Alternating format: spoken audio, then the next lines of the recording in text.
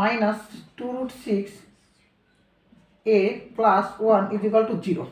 a square minus 2√6 a plus 1 is equal to 0। এই যে আমাদের টাইপ 1-এর প্রশ্ন। তো টাইপ 1-এর প্রশ্ন এছাড়াও আরও কিছু করা যায়, সেটাও করে দেখাবো। তো দেখো এখান থেকে এই প্রশ্নটাকে আমরা প্রথমে বা ইউজ করলাম, ওকে। তো এখন দেখো এখান থেকে আমরা এই যে a স্কোয়ার আছে না, এই a স্কোয়ার বাদে যে চলক থাকবে, সেই চলক সংখ্যক যে সংখ্যা থাকবে সেটাকে আমরা ডান পক্ষে পার করব। দেখো তো a স্কোয়ার বাদে চলক আছে, এখানে a আছে না, তাহলে এইটাকে আমরা কি করব, ডান পাশে পার করব। ওকে, তাহলে দেখো তো এখানে আছে কি a স্কোয়ার, এই যে আমাদের +1 ইজ ইকুয়াল টু, দেখো তো আমরা জানি যে মাইনাস যদি বা সমানের বাম পক্ষে থাকে, ডান পক্ষে যা কি হয় প্লাস হয়, গুণ থাকলে কি হয় ভাগ হয়। ওকে, এবং বিপরীত প্রক্রিয়া চলমান, বিয়োগ থাকলে যোগ, ভাগ থাকলে গুণ। তাহলে দেখো এখানে এর পাশে এসে কি হবে 2√6a, 2√6a। এখন আবার সেমভাবে দেখো এখানে 2√6a আছে না, এটা কি অবস্থায় আছে বলো তো, 2√6 এর সাথে গুণ অবস্থায় আছে। কি অবস্থায় আছে, গুণ। তাহলে a স্কোয়ার প্লাস 1 এর সাথে এটা কি হবে, ভাগ হবে। এটা কি হবে বলো তো, যে ভাগ হবে। ক্লিয়ার? তাহলে এটা কি হলো, এখানে এসে ভাগ হলো। এইগুলো আমাদের অঙ্কের টাইপ 1-এর অবস্থা। এই টাইপের যতগুলো অঙ্ক পাবা সবগুলো সেমভাবে করবা। আমি বেশ কয়েকটা অঙ্ক তোমাকে দিচ্ছি, দেখো।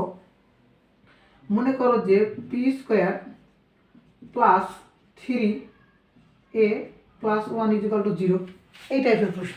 এই টাইপের যতগুলো প্রশ্ন থাকবে, এই যেটা আছে না, এটাকে কি করব আমরা এই পাশে পার করব করে, এখানে 3a লিখে দিয়েছি, 3p হবে। ওকে, তাহলে এখানে পার করে কি করব, পিটাকে যে গুণ অবস্থা আছে পাশে নিয়ে এসে কি করব, ভাগ করবো। সবগুলো সেম ভাবে।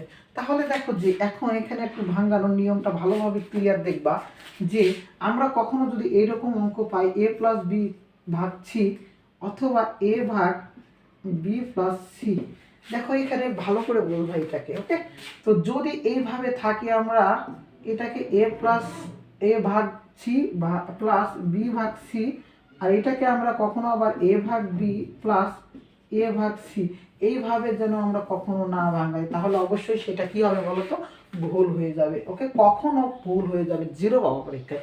কখনো আমরা হরকে প্লাস থাকুক না কেন এটাকে ভাঙাইতে পারবো না, আমরা এটা লবকে ভাঙাইতে পারবো। কারণ এই কারণটা হচ্ছে এখানে দেখো তো, সি আর সি থেকে আমরা লসাগু কি করতে পারি, লসাগু সি।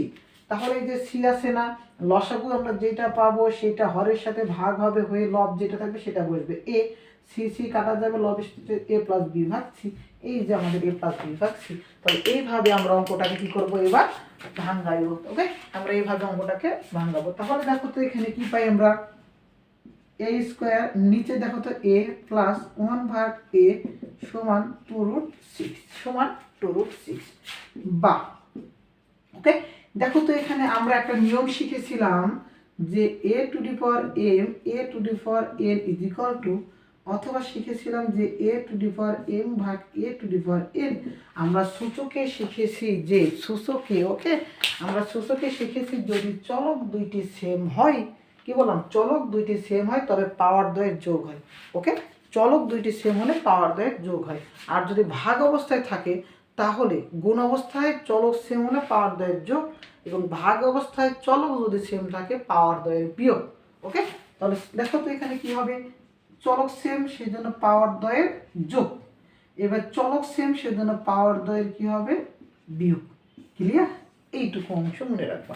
তাহলে এখানে কি আছে 2, এখানে এর উপর কোনো কিছু নাই মানে কি শূন্য আছে কি না, এর উপর কিছু নাই মানে 1 আছে, অবশ্যই এর উপর কিছু নাই মানে 1 আছে, তাহলে সেটা 1 এ হয়। ওকে, 1টা আমাদের ওখানে হচ্ছে থাকে না।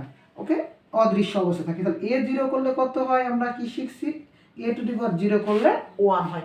অর্থাৎ তোমার উপর যদি মাথার উপরকে শূন্য করে দিই তোমার মান কত, 1 হয়। পৃথিবীর যাবতীয় কোনো কিছুর উপর শূন্য করে দিলে তার মান কত, 1। তাহলে এখানে দেখো তো এখানে 1 আছে, তাহলে 2 থেকে 1 বাদ দিলে কত হয়, 1 যোগ 1 ভাগ a সমান 2√6, এই জন্য এখানে থাকলো একটা a।